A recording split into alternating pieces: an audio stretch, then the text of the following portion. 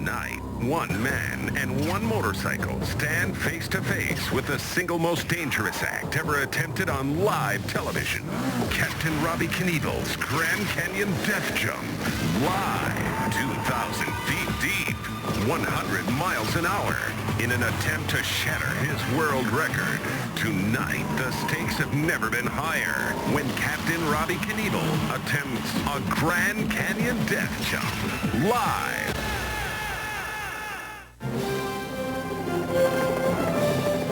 And there it is, one of the most majestic spots on the planet Earth, the Grand Canyon. Tonight, this could be potentially one of the most thrilling nights of network television you'll ever see anywhere. Can anyone jump a motorcycle from one side of the canyon over the rocky cliffs, across the gorge, some 1,200 to 2,400 feet deep below, and land on the other side? It will be a feat unlike anything the world has ever seen, and it could only be attempted by the undisputed superstar of daredevils, Captain Robbie Knievel. He is a tense man at this moment. I'm Mark Thompson with Ron Pitts.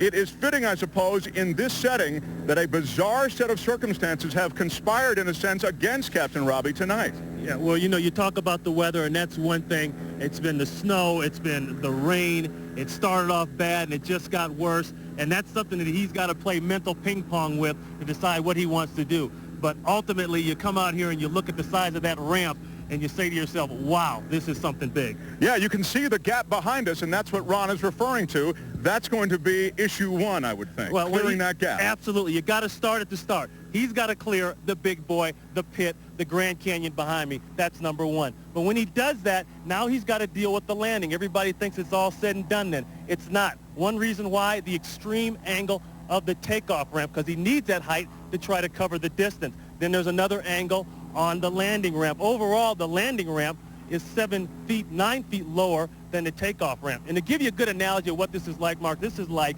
a golf shot going over water. You know you got to clear the water, so you're nervous, but then trying to land on a very small green, one that's almost impossible to make the golf ball stick. That's what he's got to try to do with the wind and all the other elements. Very unforgiving on the other side on that landing strip. You're absolutely right. And when you talk about the wind, it brings into play, I suppose, a much bigger issue today.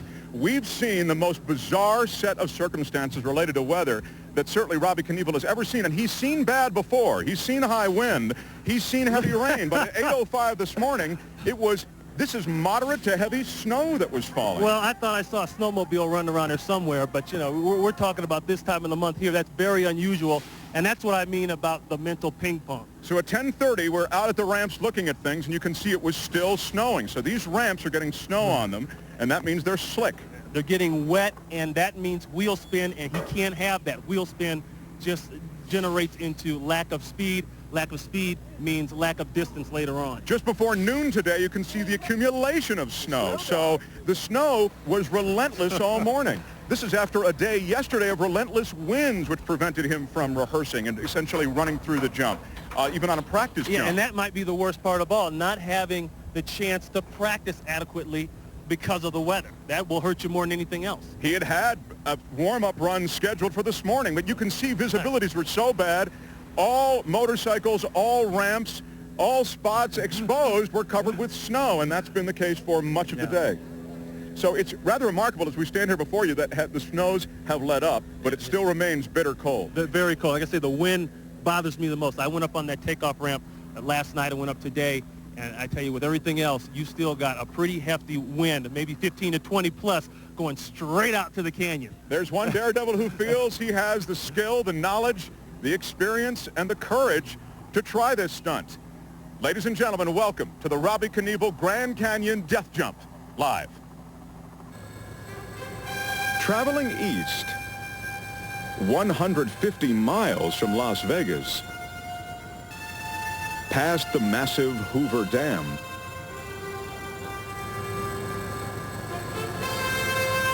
deep in the barren and desolate Arizona desert, lies one of the natural wonders of the world, the Grand Canyon.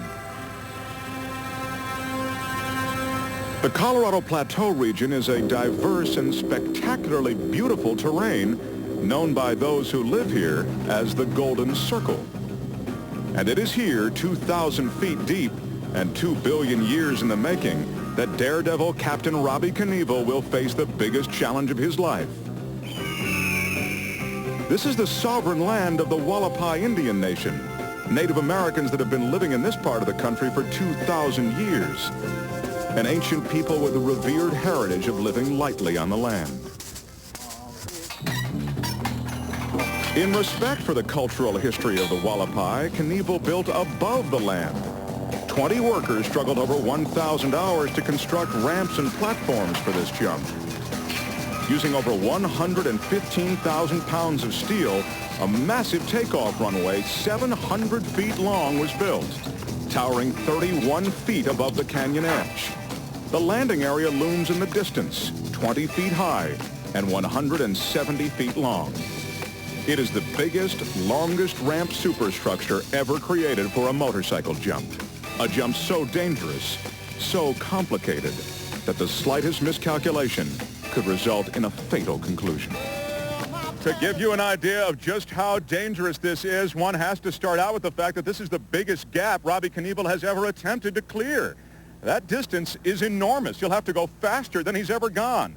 Close to 100 miles an hour when he hits that ramp. Now add that to the wind factor, the weather conditions which have been so very unpredictable and frankly unforgiving so far yet today with the snows that we showed you. There are updrafts and downdrafts actually within the canyon. There are micro eddies that the canyon produces. They could cause a crash landing by moving him up. A downdraft, of course, would mean certain death, pushing him down into the canyon at 100 miles an hour or more.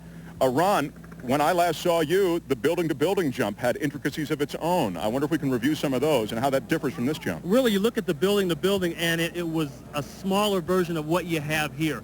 Very, very technical. He's coming off one building with a very short takeoff ramp.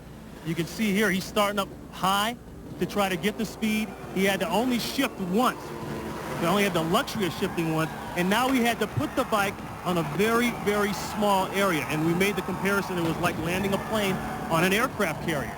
Yeah, you got one small shot at a small area. And he really had to put it in that small area. And you can see right here, to the left, that white building, that's an elevator shaft. That's trouble. The other side, well, that's the other side of the building. So that for him was just being very, very specific and like a chip shot, so to speak. Well, it's interesting you talk about the landing here because, as you suggest, on the building-to-building, he had such a limited space, he had to be careful about his speed. Right. Here, his speed will be much greater because he has a bigger gap to clear. Right. The speed there was about 60 miles an hour. The speed here has to be at least 92 miles per hour. Talking to Bill Rundle, his bike mechanic, he said he's got to be at that speed. And then you're looking at the distance. Well, you know, we're talking close to 200 feet to cover the pit. And the pit is intimidating. You stand and you say, well, I can cover that distance. Robbie knows he can cover that distance, but boy, you take one look down and there's always that what if in your mind. And then the complications with the landing ramp. That landing ramp 9 feet lower because of the differences in the two cliffs than the takeoff. That's a huge point. How does that affect it, the fact that the landing ramp is lower? It affects it by a huge hit when he lands. It's 42 feet he's going to have to drop. That is about the absolute most they ever want him to have to do. They don't like that. They say that's the minimum. If he goes any further than that, it's going to be even more. You know, we're talking 50 feet of a drop. And when you look at it, and we'll look at it later on, you can't even see the landing ramp when he takes off. And so that 50-foot or 40-foot drop would be such an extreme drop that the bike would be unable to absorb it, and it would send Knievel crashing over and, in a sense, eject him off the bike. You might say, well, if he comes up short and there's 3,000 feet beneath him of canyon, he must be wearing a parachute.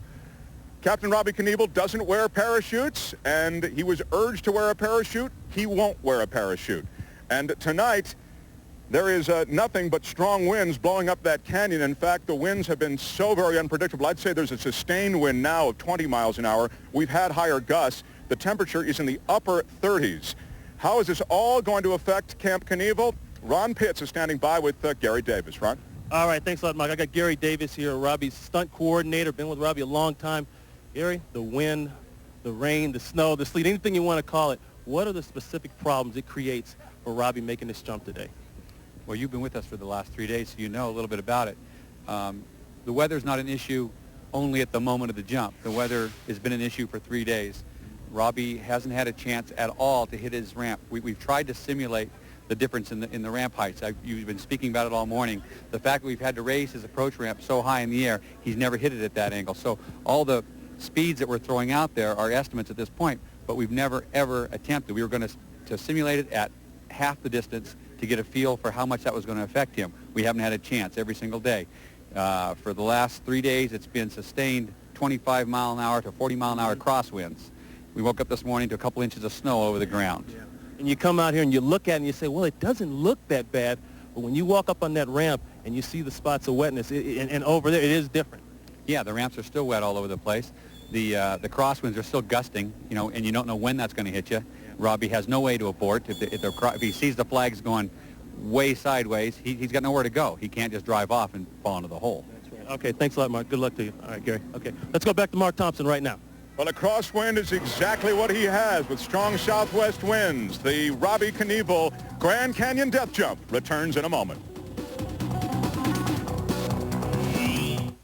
The Knievel Grand Canyon Death Jump, which has been beset by a conspiracy of weather problems for the last couple of days, and today is no exception.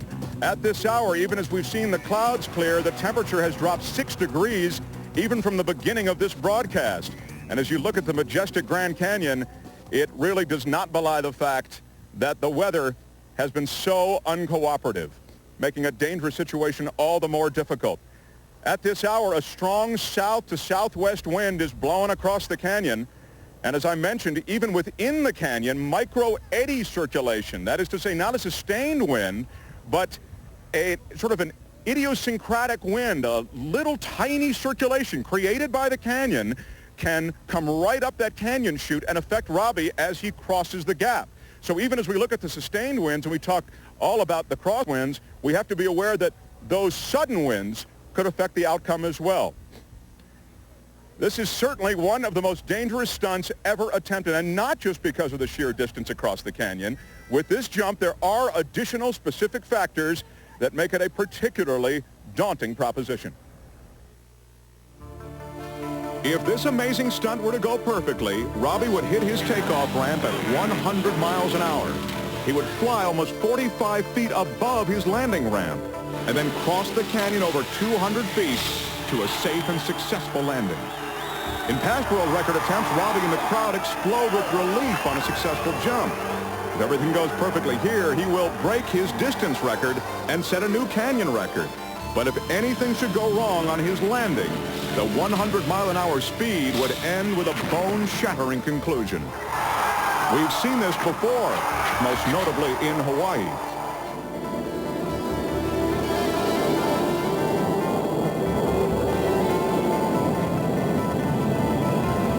And then there is the chance of the ultimate disaster. If anything goes wrong on his takeoff, if Robbie comes up short, he would plummet to the canyon floor.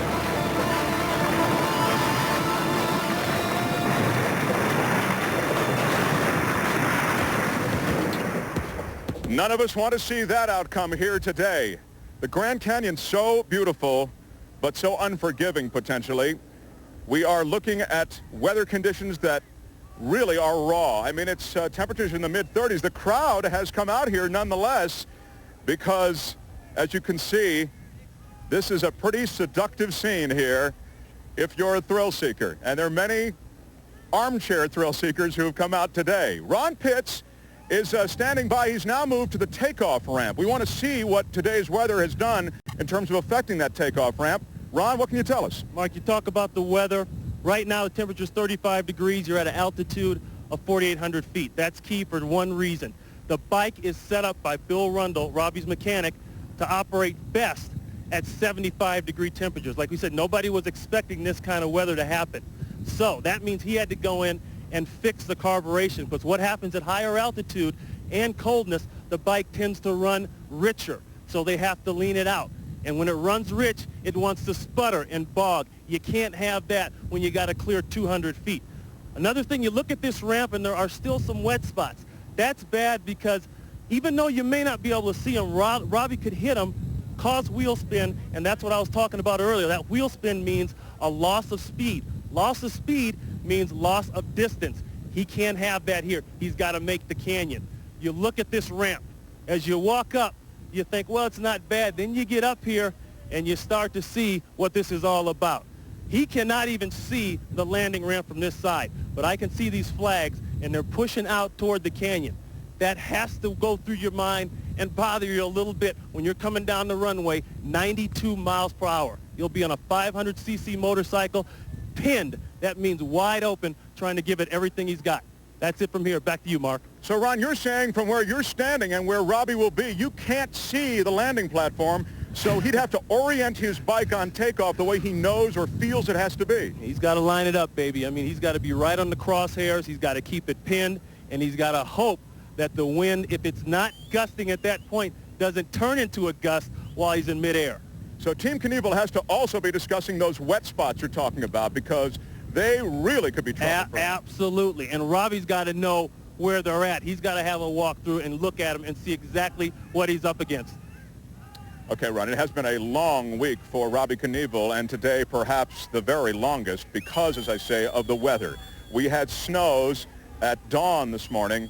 As dawn broke, the snows we'd hoped would be short-lived, but they were not. As you saw earlier, the snows were staying with us through noontime, and we've just begun to see a break in the clouds, but the cold, the bitter cold and the wind has continued here at the Grand Canyon. You know, jumping the Grand Canyon has been a dream of Robbie Knievel's for years, but he's not been permitted to jump on national park property.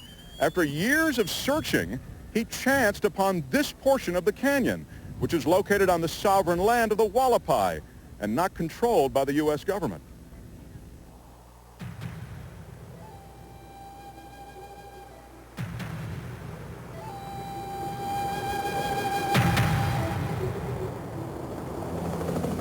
This is the home of the Hualapai, meaning people of the tall pines. Robbie Knievel was an honored guest of the Hualapai Nation in the main town of Peach Springs. The tribe's people performed an ancient ceremony they called the bird dance, which is believed to bring favored spirits to whomever it is granted. In this case, the Hualapais wished Robbie good luck on his most difficult jump. Although sovereign, the Hualapai Nation has resisted the temptation to build casinos and take advantage of the highly profitable gaming industry. Instead, they've opted to work as part of the land, respecting its beauty and opening their homes to visitors from the outside world. There are several enterprises that we have here on our reservation, including the tourist enterprise, which is one of our major revenues that the Hualapai tribe enjoys. Grand Canyon West also affords the more adventurous with some of the country's best whitewater rafting. Motorized pontoon rafts serve up a thrilling rush through the Colorado River Rapids.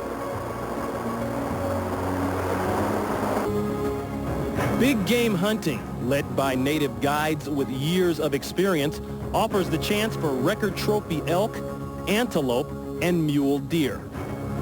At Grand Canyon West, you can take a helicopter tour to the bottom of the canyon, enjoy a champagne picnic, boulder hop across the creek beds, or hike into the majestic sides of the canyon and explore the little-known West Rim deep inside the Hualapai Reservation. Robbie Knievel is honored that the people of the Hualapai Nation have allowed him and his crew access to this little-known desert utopia.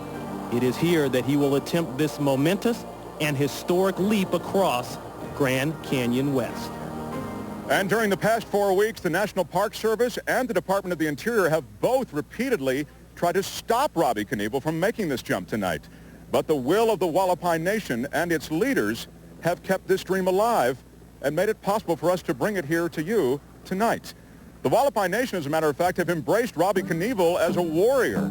And earlier this week, he received a good luck necklace from the tribe. You can see the ceremony here. He was honored with an ancient blessing ritual from the Hualapai medicine man. And smoke from the burning sage is believed to bring good luck to whomever is anointed. And for good measure, Robbie's motorcycle was blessed in a ceremony immediately after anointing him. And Knievel is acutely aware of the heritage of this people, as we all are. And he wants to once again thank the Hualapai for standing behind him through this adventure. It's an honor for us to be here on this very sacred ground, and the entire Knievel camp was grateful for the support of the Hualapai Nation. This is Robbie Knievel waiting. These are tense moments, and we'll be back in a moment.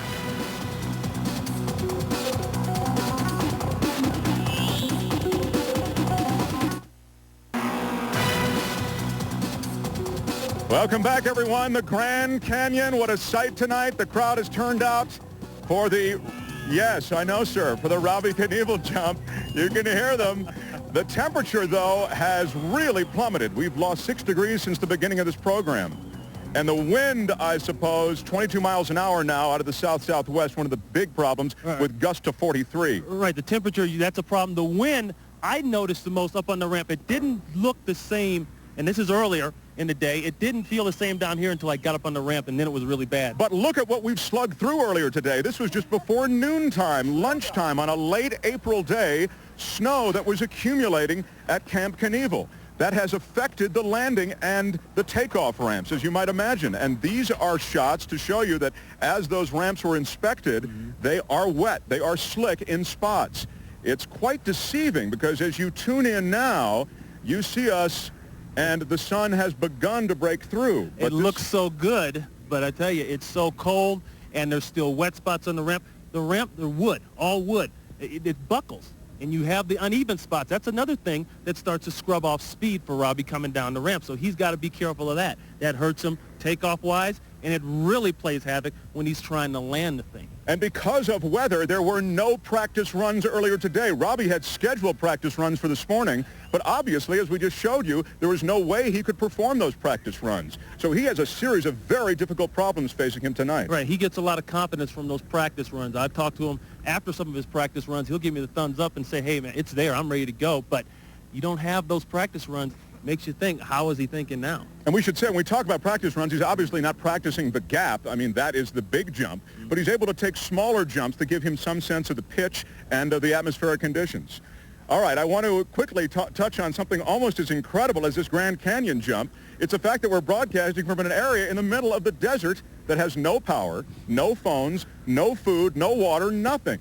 Let's take a look at the behind-the-scenes story of Camp Knievel, a small city that rose out of the sand in order to bring this event to you tonight on live television.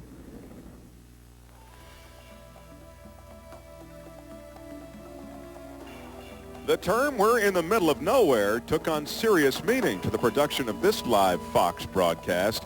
With over 95 cast and crew members working on the show and being 3 hours away from a city to accommodate this group, there was only one answer: build our own city. This is Camp Knievel, complete with its own power plant, restaurant, offices, telephones, and 60 separate hotel rooms in the form of RVs. To build this city, a convoy of motorhomes from Cruise America rolled out of Vegas to create the suburban area of Camp Knievel. Where the blacktop ended, the caravan took on steep and nearly impassable dirt trails to get to the remote Indian reservation where the jump site is located. So remote is this region that even cellular phone service does not work, so a Vertex satellite communication system was specially built for this event using technology originally developed by the military. Well, it wasn't all work. When the sun went down, the cast and crew got a chance to unwind and enjoy the enchanting desert nights with a little music and laughter. 12 to 14-hour days working in the hot sun gave way to nightly jam sessions under the stars. They say you're judged by the company you keep, so it's good company. That's all I'll say about it. The entire production staff want to thank everyone for allowing us to bring to the world this remarkable event. Well, a far cry from any partying. Robbie Knievel, a very, very tense moment now, and it may be followed by further tense moments as he evaluates the conditions for his Grand Canyon death jump. We'll be back. Back live, the Grand Canyon death jump crowd is chilled by a raw day at the Grand Canyon. Winds have been blowing in excess of 40 miles an hour, a crosswind, which is the worst kind of wind for Camp Knievel, and we have seen bitter cold all day. In fact, snow for the first part of the day. Right now, one would certainly say that these weather conditions are unforgiving. In fact, they're deteriorating. As you can see over my left shoulder, there's some weather moving into the area now. This is an extraordinary display of human courage. Captain Robbie Knievel, you can see him now inspecting the ramp, looking at the sky, and as I mentioned, it's ominous on certain sides, notwithstanding the fact that you can see some sun. The sun is very deceiving. Believe me, as you saw, the crowd is bundled up. The ramp is wet in spots because of all the snows which fell through hours of the morning. And Robbie has some very serious decisions ahead as to how to tackle this jump. You kind of wonder what kind of guy does something like this for fun. Let's take a look at the life of Robbie Knievel, the man.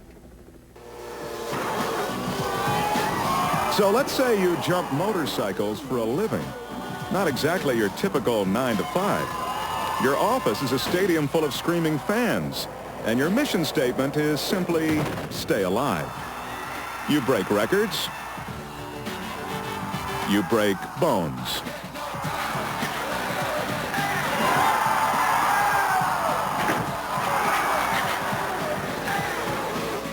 That's what Robbie Knievel does. He's a motorcycle daredevil. But what does he do when he's not cheating death? Well, you knew it had something to do with engines. Cruising Puget Sound near Seattle, far away from the hard concrete, is one way Robbie relaxes. And hopefully the only crashing out here is the sound of waves against his speedboat.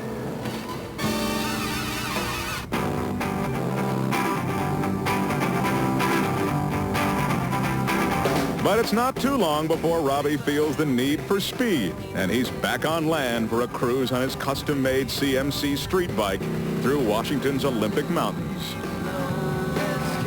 Motorcycles have always been a big part of Robbie's life, and recently he and his father Evil lent the Knievel name to a series of signature street bikes, custom-made by the California Motorcycle Company.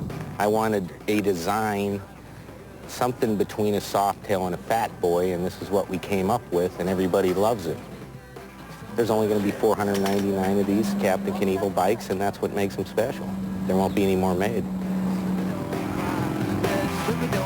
The name Knievel is synonymous with daredevil, and when he's not jumping motorcycles or riding them, Robbie's life often revolves around the celebrity of the world of motorcycles. Did I come and me one go home? And just this past weekend in Las Vegas, Robbie was honored by the Tropicana Resort, where he was inducted into the Casino Legends Hall of Fame.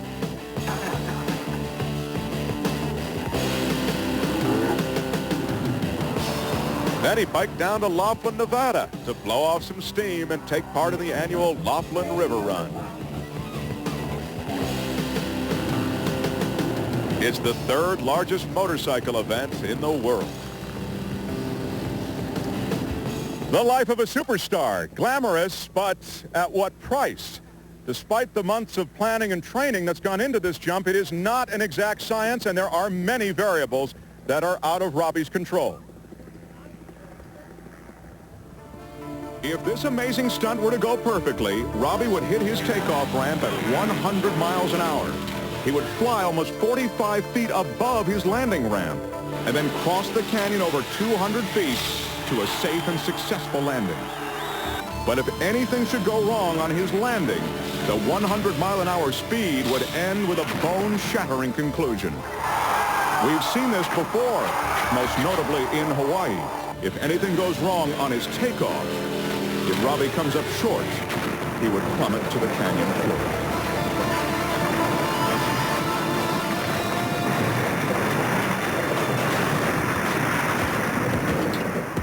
That is frightening indeed, and even more frightening, some of the weather conditions that we've been up against. The ramps are set. If you're just joining us, we're at the Grand Canyon Live, and everything is set to go. But a conspiracy of bizarre weather has prevented Robbie from doing any of the practice runs that he would normally do. Yesterday it was wind in excess of 40 miles an hour sustained. There was dust everywhere. Today, cold and snow moved into the area, with winds also gusting to 40 miles an hour and sustained right now at 23 to 25. So we are now seeing a situation in which Robbie and his crew have to evaluate the ramps. Are they too wet to jump? What kind of adjustments might he have to make? And you can see live, the flags are blowing, and that is Gary Davis from Team Knievel looking at just that, the shape of the landing and takeoff ramps. So what's making making a daunting proposition even more daunting at this hour is the weather. We will be back, and we'll talk to Team Knievel in a moment. The Robbie Knievel Grand Canyon Death Jump continues in a moment.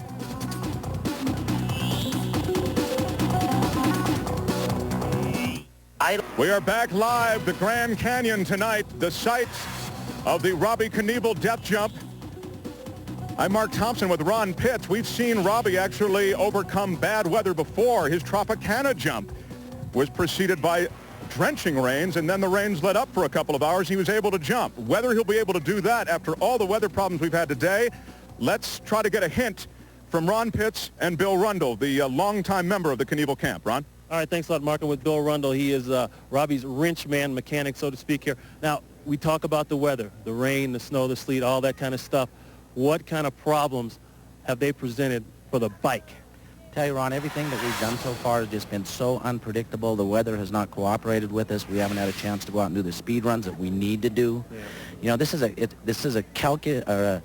the jump is very risky to begin with, and it is calculated, but when you start throwing the wet ramps at us, you start throwing the wind at us, it's just not safe. I mean, if Robbie even thinks about putting on his leathers tonight and jumping the bike, he's going to have to run over me at the top of the takeoff ramp because it's not safe, and that's how it is.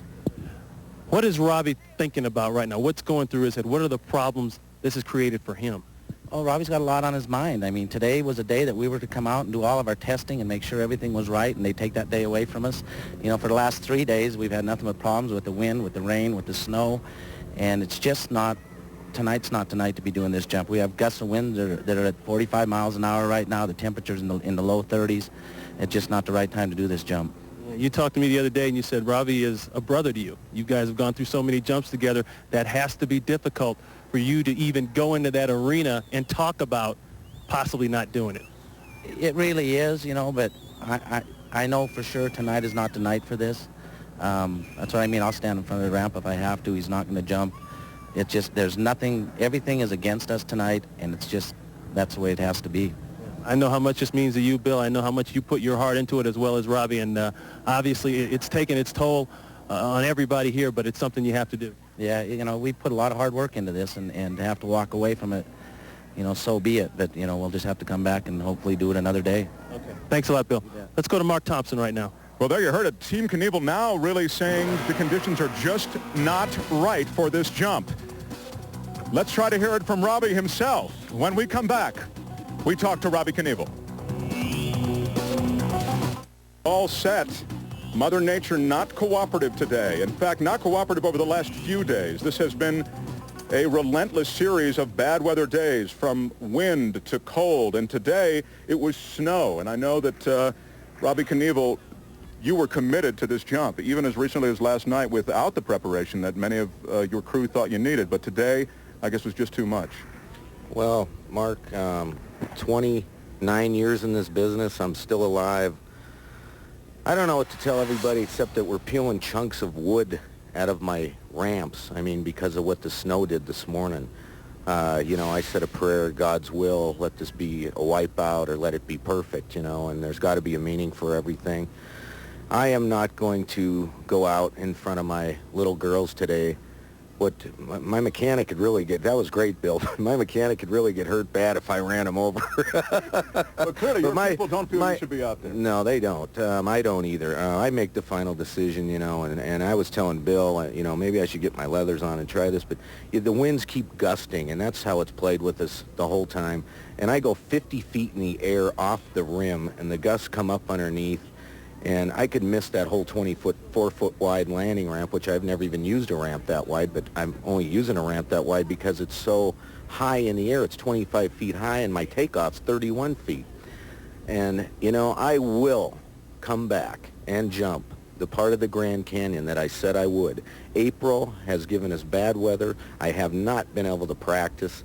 The preparation has just been impossible, and all day today I could do nothing until 2 hours ago. In my mind, I said to myself, I'm not going to do this. I don't want to do it, and I can't even prepare for it right now. So I've hung and maybe thought it might get warm, but the forecast has been terrible, so it's just been really bad. Let me just review with you, though. Up until this morning, you were committed to jumping. This is a decision that you have just come to. Oh, well, in my mind, I started teeter-tottering. To tell you the truth, all day long. When I woke up this morning, I says, 2 inches of snow. I can't jump today. And then it flurries all day until 1:30, and then it's freezing out there. If I was headed for that ramp and made 3 or 4 to 5 practice runs because I can't make any run-bys to preserve the cactus, I didn't want to tear any more up, my fingers would be frozen. I'd be going off that ramp. I'd be stiff as a board, and my eyes would be watering, full of tears because of the wind, the cold wind, and I wouldn't even be able to see what I was doing. And this is the longest gap I ever tried, and that canyon drops down to 1,000 feet. I know you guys saw a crash with the dummy today anyway. We certainly didn't want to have any problems with you, but I know how committed you were to jumping. And I know how much this meant to you, I guess. And so I'm curious what you feel at this moment to have to step away for it and put this off for another day. Well, I've never backed out of anything. There's been a lot of gutsy people in this world for a long time, but I'm a survivor. My father's a survivor. We're professionals. There's a lot of bad things going on in this world, and I'm not going to jump my motorcycle in front of a bunch of little kids and kill myself today. Hey, I'm Captain Robbie Knievel. I will be back, and hopefully it'll be by the end of May. If the circumstances are right, the weather's going to be warm for sure up here by then. I mean, a week ago we were here, it was 85 degrees. This whole week has just been up and down, and to have 2 inches of snow is incredible. And David Hill called me in the truck today, the head of sports, and said, no risk whatsoever. He's Australian. No risk, Robbie. None. Zero. You got it, David. There's plenty of risk out there today. I didn't know you did impressions. That's great. But I would say that your family, I would imagine, has to be relieved. I'm curious, were they urging you not to jump, or do they not even get into that area? No, they don't urge me to do anything. I promised my daughters I would not jump if the circumstances weren't right. They're all praying for me. They're with me. They're going to go with me. My mom showed up right away today at about 2 in the afternoon. She says, you're not going to do this, right? And I says, I don't think so. But anyways, you know, I waited, and it's cold. We're all cold out here, and we're going to come back, and we're going to do it right. Robbie Knievel disappointed. We'll have more with him in a moment. The rest of Team Knievel, perhaps anticipating this, Ron Pitts is with Gary Davis. Ron? All right, thanks a lot there, Mark, with Gary Davis here, stunt coordinator. Gary, tough decision by you guys. I know it's something very painful for you to have to make, but Robbie touched on what was going on with him and the bike and what the problems were. Talk to me specifically about the ramps and why that would be a problem with all the weather conditions we've had. Well, the fact that they've been frozen all night was a real problem for me. I've been up there on the ramp, checking the ramp out, and all the top layers peeling off and stuff. And I, for the life of me, can't figure out how he would be able to hold any steady speed, and when he lands, it would go away from him. And I can't see that happening. Yeah, was there any chance at all that they could dry out later on, anything like that? Was that a hope for you guys? It had to be when you got up this morning, even though the ground was covered with snow. We came out immediately, even while it was snowing. We tried to do something about it then. As you know, it snowed till nearly 1 o'clock. There just hasn't been any time left to reskin everything. Yeah, and you talked about picking up those pieces off the ramp. I walked out there, and you could see it starting to come up, and there you are right there. You're knowing right there it might not happen. No, it's a mess. I certainly voted for him not to go, although Robbie's his own man, and I'm certainly glad that he chose not to do it today. Will this mean you would make some changes? Does this give you a chance to step back, reload, reset some things that maybe, and I know you guys spend an awful lot of time doing it and setting it up exactly like you want it, but now that you have a second chance to come back, what will you change, if anything? Well, the main thing is he'll get a chance to hit the ramps at this different level that we've set now. He's never had an offset like you touched on so many times of 9.5 feet more starting off in the air. Puts him way the heck up in the air. Okay. Thanks a lot, and I know disappointment, but it's always another day. All right. Let's go back to Mark Thompson. And this is the Knievel trailer where the Knievel family is, and I wanted to quickly check with that family and see Kristen, it's got to be a load off your mind, I suppose. Well, you were going to sing the national anthem today, so you had a couple of things to worry about. But how do you feel when you woke up this morning and you saw the snow? Did you think it might not happen? Absolutely. I thought, no way. There's no way. I'm not. And you're in a tough position because you don't want to urge your dad, I'm sure, but nonetheless, you're kind of hoping he makes the right decision, right? Yeah. Yeah. And Carmen, what were your feelings when you woke up and saw the snow today? The weather's been so bad today. Hey, it went from snow to rain. What are the chances of that? But I don't want them to do it. I don't want them to. I want them to come back, do it when it's right. Yeah. Well, it certainly was the opinion of Camp Knievel as well. Bill Rundle, you told us you would stand on the ramp and not let him do it. You felt vehemently that he should not be on that ramp today. Oh, there's no question. You know, he scares the hell out of me anyway. I didn't know what he was going to do, but, you know, it was the wrong time, and everything was against us, but we'll come back and do it again another day. And in fact, I've just been told that Fox has designated May 20th as a day that they'd like to see the attempt actually happen. Does that work for you? I would like to see it too. If the possibility is there, the circumstances are right, I'll be back and I'll be ready to go. Well, if you're here, we'll be here. We can bring our shorts back next time. Let's hope so. This has certainly kept us guessing. The weather has been a big factor. I am going to make my 37th birthday May 7th. All right. I want to show everyone again why Robbie isn't out there in his leathers making this jump. Today was a day that started with snows, unrelenting snows for hours. There were accumulations of 3 inches of snow by noon.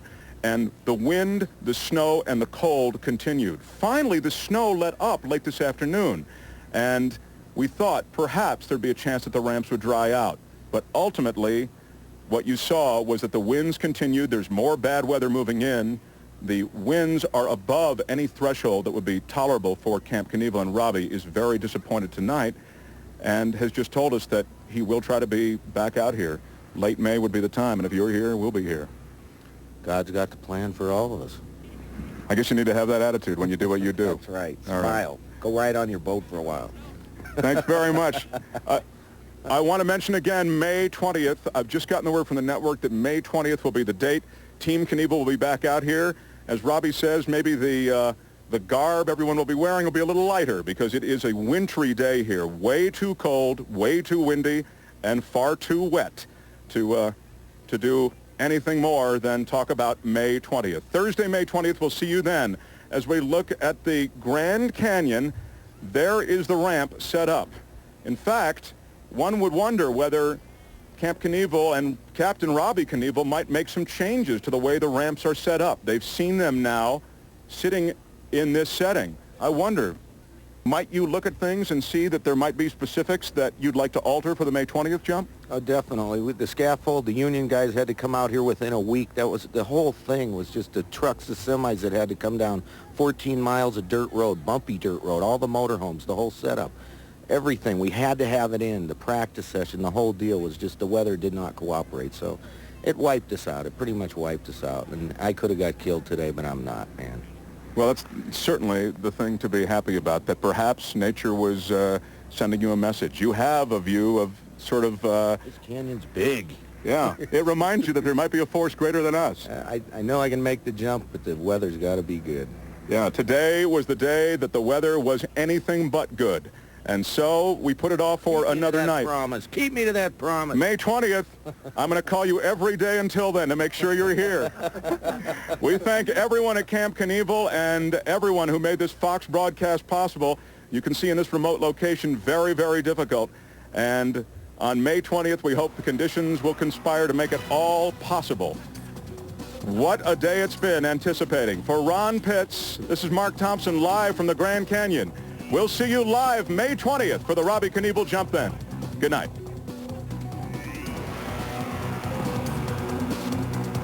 Friday, 9 cycle, a woman with 2-foot nails. Plus, it's all the worms you can eat. Yummy. Guinness Prime Time, all new, Friday at 8 on Fox. How do you stop a killer? A man broke into my house last night. Who lives inside your mind? I feel the presence of evil, but I don't know if it's real or if it's someone playing with my fears. This person is someone who knows you, Frank. I saw you.